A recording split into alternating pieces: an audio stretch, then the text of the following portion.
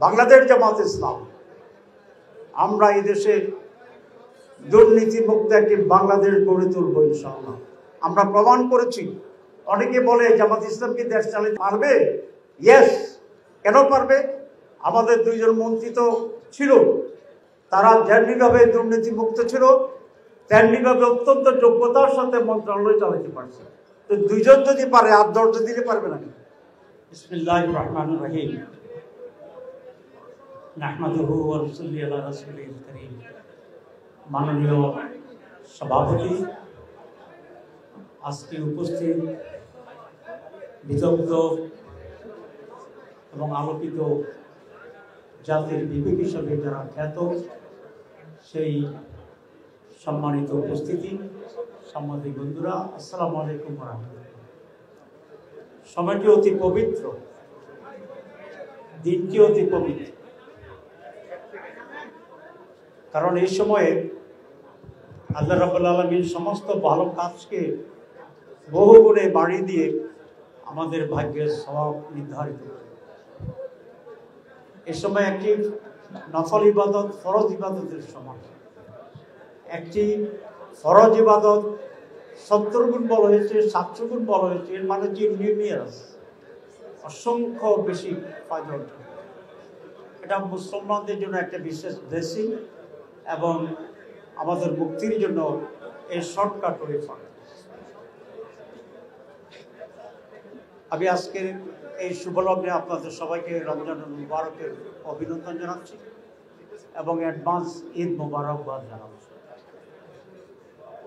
আল্লাহ রাব্বুল আলামিন মুসলমানদেরকে বলেছেন, কুনতুম খায়রা উম্মাতিন উখরিজাত লিন-নাস তা'মুরুনা বিল মারুফ ওয়া তানহাউনা আনিল মুনকার ওয়া তু'মিনুনা বিল্লাহ। অর্থাৎ তোমরা শ্রেষ্ঠ জাত। You are the greatest nation, the highest nation, the noblest nation, the best nation.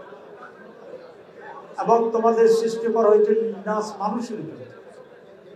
এই যে আমরা শ্রেষ্ঠ জাতি, সেই জাতি কিভাবে তৈরি হবে, শ্রেষ্ঠ হওয়ার যে গুণাবলী, সেই গুণাবলী কিভাবে অর্জিত হবে, ইসলামের মৌলিক ইবাদত সমূহ সেই ভার্চুস এবং কোয়ালিটিসগুলো ইবাদতের মাধ্যমে ইম্পার্ট করে ইনসাইড এ হিউম্যান মাইন্ড। এবং আমরা আজকে রোজা এবং নামাজ ইত্যাদি ইবাদতের মাধ্যমে সর্বোত্তম মানুষ হিসেবে নিজে থেকে গড়ে তোলার সুযোগ পাচ্ছি। আমি এই জন্য আল্লাহর শুকরিয়া আদায় করছি। সম্মানিত ভাইরা, বিগত আন্দোলনের সংগ্রামে এবং সকল বড় ধরনের পরিবর্তনে সাংবাদিক সমাজের বিশাল ভূমিকা ছিল, অনেক ত্যাগ ছিল এবং অনেক ঝুঁকিকে বরণ করে নিয়ে তারা এক একটি পরিবর্তনে উল্লেখযোগ্য ভূমিকা পালন করেছে। 5ই আগস্টে সেরকম একটি উল্লেখযোগ্য পরিবর্তন হয়েছিল।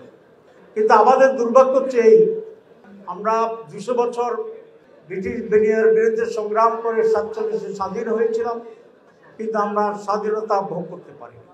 আমরা 71 সালে হাজার লক্ষ মানুষের আত্মত্যাগ এবং সাগর সাগরের রক্তের বিনিময়ে আর একটি ভূখণ্ড পতাকা দেশ পেয়েছিলাম, স্বাধীনতা অর্জন করেছিলাম, কিন্তু স্বাধীন হই।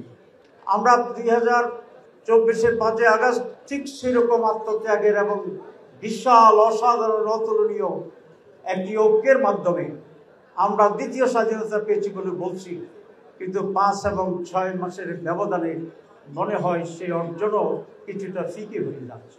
এটি আজকে আমাদের মনোযোগ দিয়ে বিশ্লেষণের প্রয়োজন যে আমরা আত্মত্যাগ করি, আমরা জীবন দেই, আমরা সাহসিকতা এবং ঐক্যের প্রমাণ বারবার রাখি, কিন্তু আমরা লক্ষ্যে যেতে পারি না। সিঙ্গাপুরের একটি টিম এসেছিল জামাত ইসলামের অফিসে।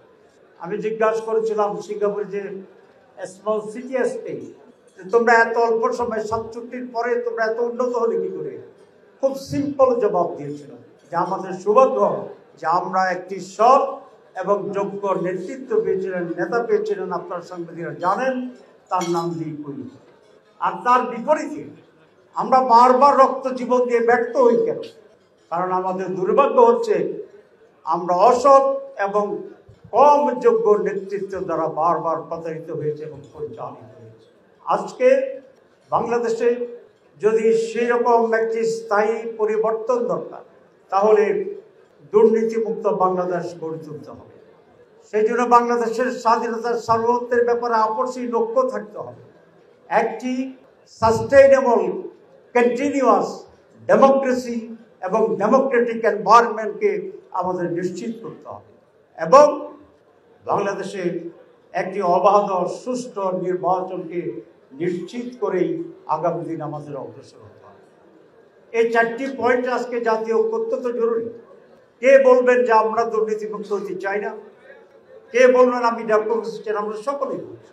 সুতরাং এই চারটি মৌলিক বিষয়, বাংলাদেশের স্বাধীনতার সার্বভৌমত্ব, সাস্টেনেবল ডেমোক্রেসি, ট্রান্সপারেন্ট এবং অবাধ ইলেকশন, কারাপশন ফ্রি বাংলাদেশ, একটি এনলাইটেন্ড এডুকেশন বেসড আলোকিত মোরাল বাউন্ড একটি সোসাইটি, এটা যদি আমরা অর্জন করতে পারি, আমরা যে বারবার ব্যর্থ হচ্ছি সেখানে আমাদের সফলতা থাকবে। বাংলাদেশ জামাত ইসলাম আমরা এই দেশে দুর্নীতিমুক্ত একটি বাংলাদেশ গড়ে তুলব ইনশাআল্লাহ। আমরা প্রমাণ করেছি। অনেকে বলে জামাত ইসলামকে দেশ চালাতে পারবে? ইয়েস। কেন পারবে? আমাদের দুইজন মন্ত্রী তো ছিল, তারা যেমনিভাবে দুর্নীতিমুক্ত ছিল তেমনিভাবে অত্যন্ত যোগ্যতার সাথে মন্ত্রণালয় চালাতে পারছে। তো দুইজন যদি পারে, আর 10 জন দিলে পারবে না? দুই, জামাত ইসলামী বাংলাদেশে একটি ওয়েলফেয়ার স্টেট করতে চায়, কল্যাণ ধর্মীয় একটি রাষ্ট্র করতে চায় এবং একটা হারমোনিয়াস সোসাইটি গড়ে তুলতে চায়, একটা education learning based environment culture তৈরি করতে চায়। আমরা যদি সেই সুযোগ পাই, জাতি যদি আমাদেরকে সেই সুযোগ দেয়, তাহলে আমরা একটি সমৃদ্ধ নতুন বাংলাদেশ গড়তে সক্ষম হব ইনশাআল্লাহ।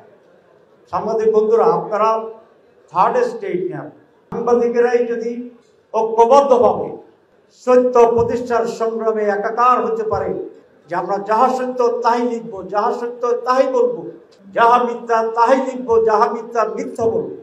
কারণ আপনাদের কলম হাজার লক্ষ মানুষের কাছে চলায়। আসল সত্যের সংগ্রাম আমরা একাত্ম হই। আমরা একটিবার এক্সপেরিমেন্টালি বাংলাদেশকে কাঙ্ক্ষিত বাংলাদেশে রূপান্তরিত করতে পারি কিনা সেই ব্যাপারে ঐক্যবদ্ধ হই এবং সেক্ষেত্রে জামাত ইসলামী বাংলাদেশ এবং বাংলাদেশ আপনাদের সার্বিক সহযোগিতা কামনা করে। আমি আপনাদেরকে অত্যন্ত আন্তরিক ধন্যবাদ জানিয়ে, জামাত ইসলামের পক্ষ থেকে আপনাদের উপস্থিতির জন্য কৃতজ্ঞতা জানিয়ে, এবং জামাত ইসলামী যদি কোনো ভুল করে আপনারা অবশ্যই সেটা শুধরে দেবেন। আমাদের ভুল ধরলে আমরা হ্যাপি হই, আমরা খুশি হই। আর আমরা যদি কোনো ভালো কাজ করি, জাতির সাথে মেহরবানি করে এই মেসেজটা দিয়েও আপনারা আমাদেরকে সহযোগিতা করবেন, সেই আবেদন রেখে আমি আমার বক্তব্য শেষ করছি। ওয়াকির দাওয়ানা আলহামদুলিল্লাহি রাব্বিল আলামিন।